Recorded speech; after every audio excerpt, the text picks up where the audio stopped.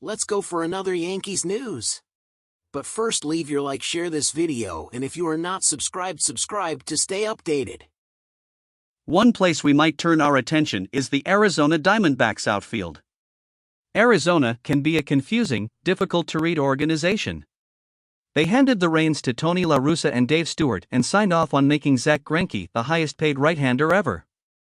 They emerged from the wreckage of late-era La Russa to post 3 consecutive winning seasons, including a surprising 2017 wildcard run. The Jazz-Chisholm for Zach Gallen swap remains one of the most fascinating trades in recent memory, but the Madison Bumgarner contract looked bad the moment the ink was dry, and in 2021, despite actually trying to compete, they managed to out-tank the Tankers to the tune of 110 losses. All that's to say that the Diamondbacks trading 23-year-old Alek Thomas, their 2018 second-round pick and consensus number 2 prospect entering 2022, isn't out of the realm of possibility.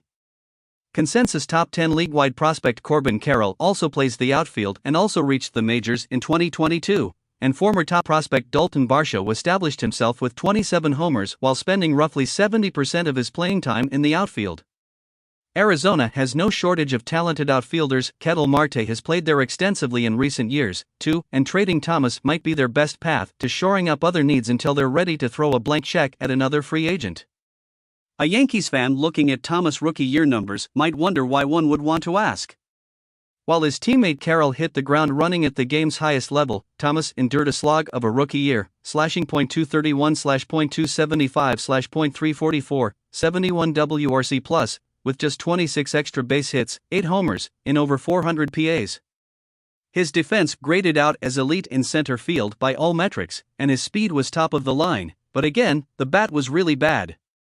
By WRC+, only teammate Geraldo Perdomo and erstwhile top prospects Nick Senzel and Victor Robles were worse in the NL.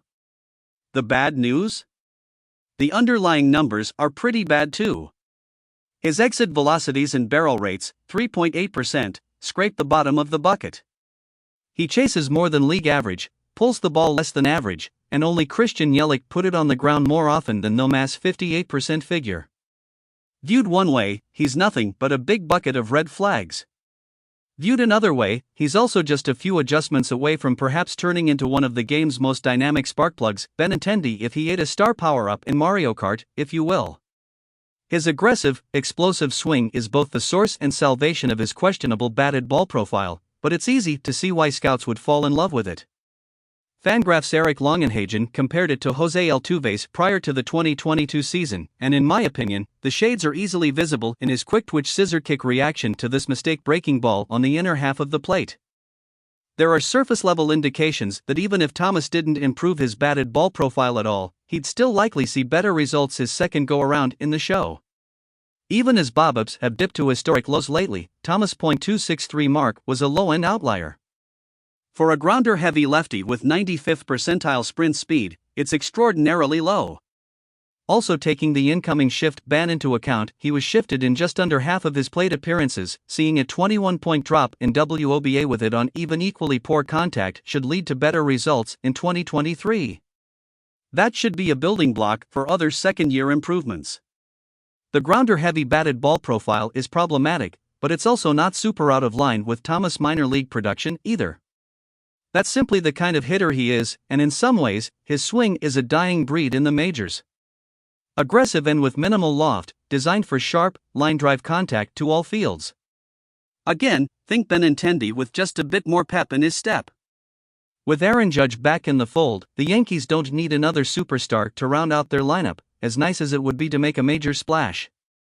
Thomas' contract status another 5+ years until free agency makes him attractive for the purposes of Hall's revulsion to the CBT line, and as a left-handed speed threat who knows how to limit strikeouts, he'd make a good counterbalance to a lineup core that skews heavily right-handed with a fair amount of swing and miss. That ability to avoid punch-outs won't necessarily always come with a healthy serving of weak contact either. Though Thomas' average exit velocity ranked in just the 21st percentile of the league, his 110 mph maximum exit velo is all the way up in the 75th percentile. It hasn't shown up in games yet, but there's a not insignificant amount of raw pop in his bat. He slugged near or above .500 for much of his minor league career with mid-50s ground ball rates, and part of the appeal of his dynamic swing is that it makes one think he'll be able to crush enough mistake pitches to elevate his overall profile. It remains to be seen whether he'll make the necessary adjustments. He was overwhelmed by big league fastballs last season, and his ability to take advantage of all the things I just brought up will depend on whether he stops getting beat, -10 baseball savant run value, by four-seamers. If he were inserted into a low-pressure role in the Yankees lineup, it might be reasonable to anticipate him seeing more fastballs and more pitches in the zone, which could be a good or bad thing for his aggressive approach. It would be a risky acquisition, assuming a player of note goes the other way.